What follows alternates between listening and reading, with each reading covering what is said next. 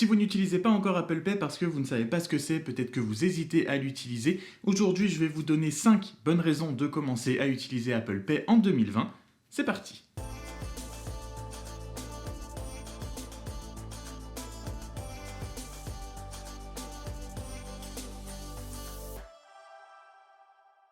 Salut tout le monde, c'est Franck et oui, aujourd'hui on se retrouve pour parler de Apple Pay, le service d'Apple pour payer avec son téléphone ou sa montre. Et si on en parle aujourd'hui, c'est parce que Apple Pay commence à faire l'actualité dès ce début 2020 pour plusieurs raisons. La première étant que beaucoup de banques françaises ont rejoint le système d'Apple Pay qui ne le proposait pas encore à leurs clients. Et la deuxième raison, c'est que j'ai vu des articles passer sur internet récemment qui font état que Apple Pay est sur le point de passer les 10% de transactions de cartes bancaires dans le monde. En gros, un achat sur 10 dans le monde quasiment est fait via Apple Pay.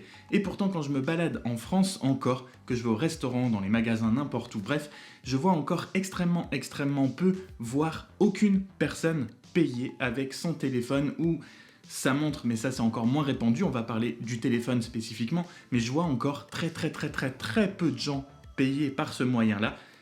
Pourtant, il y a vraiment des bonnes raisons d'y passer, on va commencer avec la première.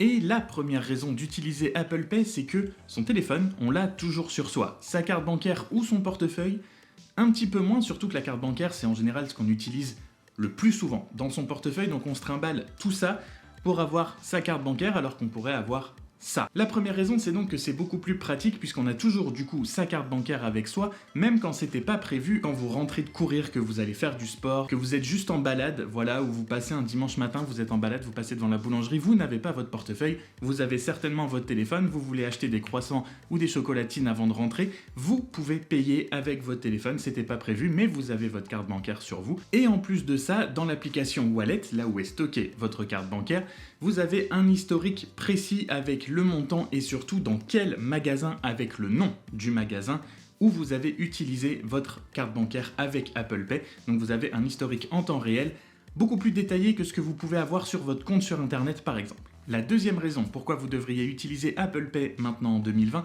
c'est que c'est beaucoup plus sécurisé. C'est l'argument principal que j'entends et que je vois sur internet. Même ma copine est la première à me le sortir.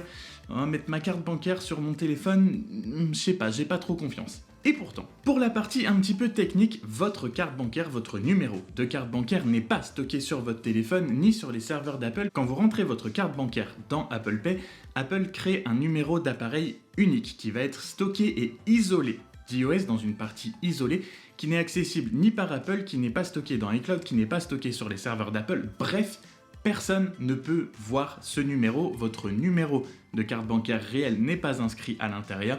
C'est isolé, c'est protégé. Même quand vous utilisez le service Apple Pay, le petit encart, votre petit logo de carte bancaire apparaît, mais il n'y a pas les numéros marqués dessus.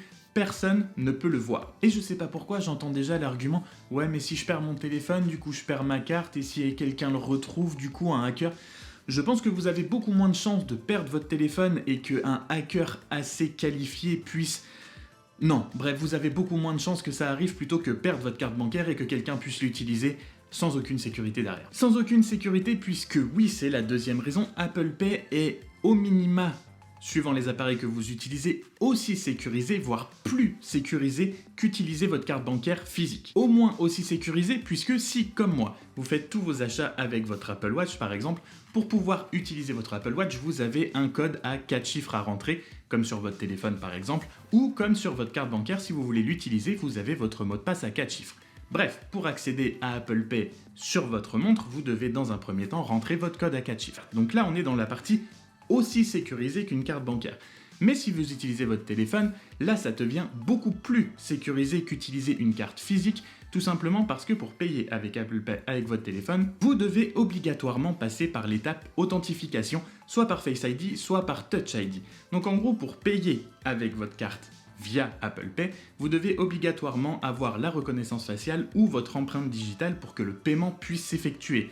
Ce qui sans contact n'existe pas avec votre carte physique. Si vous laissez tomber votre carte bancaire dans la rue, tout le monde pourra payer sans contact avec dans un magasin sans aucun problème, le temps que vous vous rendiez compte et de pouvoir la bloquer. Si quelqu'un trouve votre téléphone, il peut activer le service Apple Pay, mais il ne pourra jamais payer avec votre carte, puisque l'authentification via reconnaissance faciale ou via votre empreinte digitale ne fonctionnera pas. Donc dans tous les cas, vous êtes plus sécurisé puisque personne d'autre que vous ne peut utiliser Apple Pay avec votre téléphone.